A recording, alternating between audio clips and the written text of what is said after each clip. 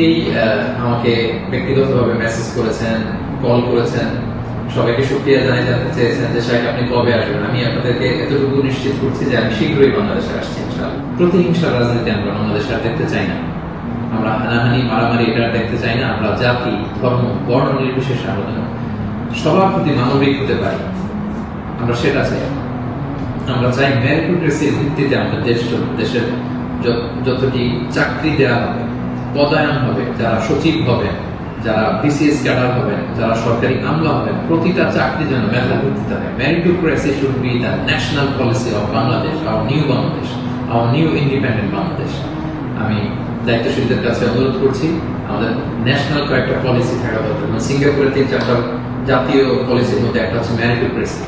রাষ্ট্রীয়ভাবে যেন ঘোষণা দেওয়া হয় যে মেরিটোক্রেসির ভিত্তিতে আমাদের বাংলাদেশ চলবে। আমাদের বিচার বিভাগ সম্পূর্ণ স্বাধীনভাবে এখানে কেউ হস্তক্ষেপ করতে পারবে না।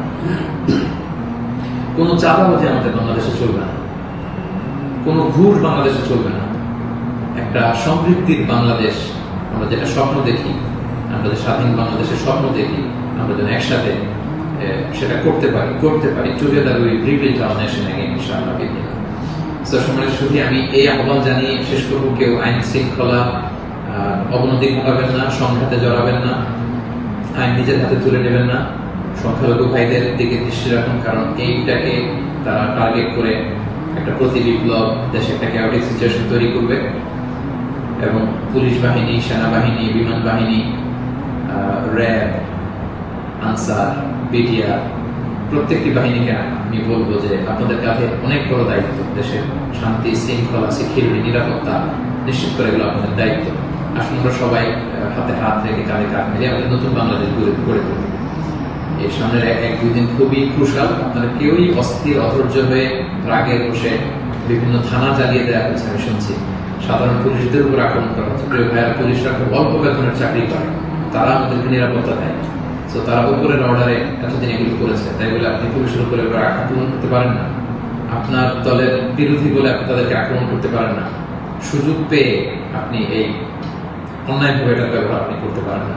আমরা যেন সুশৃঙ্খল থাকি, আমরা যেন দায়িত্বশীলতার পরিচয় সম্মানিত সুধী, একটা মানবিক বাংলাদেশ, একটা সাম্যে পরিপূর্ণ, একটা সমৃদ্ধ বাংলাদেশ আমরা দেখতে চাই।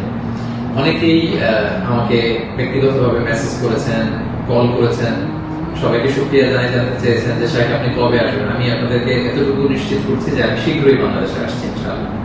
স্বাধীন বাংলাদেশে আমাদের সবার সাথে আবারও পুনরায় সাক্ষাতের আকাঙ্ক্ষা এবং অপেক্ষায় আমি রইলাম।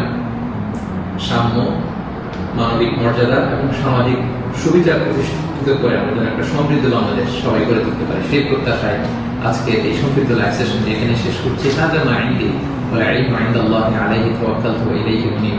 আসসালামু আলাইকুম ওয়া রাহমাতুল্লাহি ওয়া বারাকাতুহু।